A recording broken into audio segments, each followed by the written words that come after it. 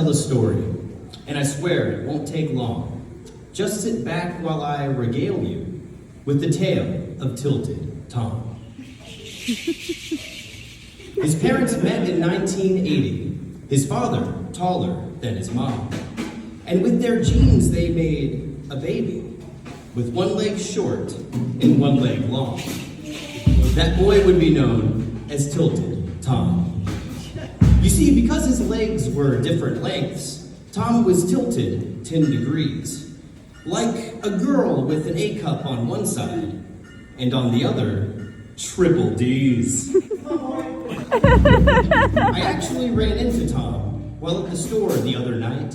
I called out, "How's it hanging, Tom?" He said, "A little to the right." Should have kept it out. I said to Tom, "So what's it like to be taller on one side? I mean, surely this affects your life." Tom paused a moment, then replied, "You're right, it isn't easy. I can't find pants that fit. I've had to practice patience and learn to use my sewing kit. When the kids at school would call me names, I just pretended not to hear them. And when the doctor wanted to measure my height, he had to use the Pythagorean theorem. I used to try to compensate for my differential height with a cowboy boot on my left foot and a flip-flop on my right. I've had to spend so much damn time overcoming all these hurdles. I used to think I'd waste my life just walking around in endless circles. Then one day I met a lady in a dimly lit cafe. We sat and talked for hours. Her blue eyes took my breath away. I knew I had to have her. I said, "There's something you should know." And with all the courage I could gather, I stood so that my tiltedness would show. She pursed her lips and cocked her head so she could look me up and down. Her eyes lit up. She smiled and said, "You too? I thought I was the only one around." It turns out she had also been born shorter on one side. I had finally found a woman who could see me eye to eye. Tom smiled, and I watched as a single tear ran across his cheek. I'd never seen the man so happy. Then a thought occurred to me. "You haven't said, so let me guess," I said, as my eyes lit with a gleam. "Tell me, Tom, this girl of yours, is her name, by chance, Eileen?"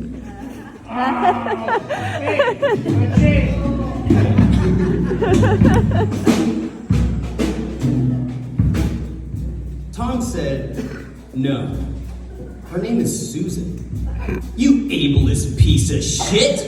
I've heard that joke 100 times. You didn't even come up with it. I raised my hands and backed away. I had clearly struck a nerve. But Tom, he wasn't done. Oh no. He spoke with venom in each word.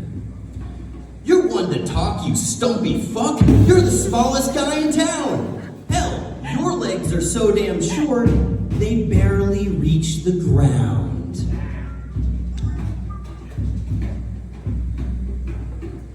I was reeling from his verbal smack. I had no words to say. Before I could speak, Tom turned his back, and he proudly waddled away. Tom never did forgive me for that joke about his bride. But I saw them just the other day. They were standing side by side. Their heads were nearly touching, though their feet were far apart.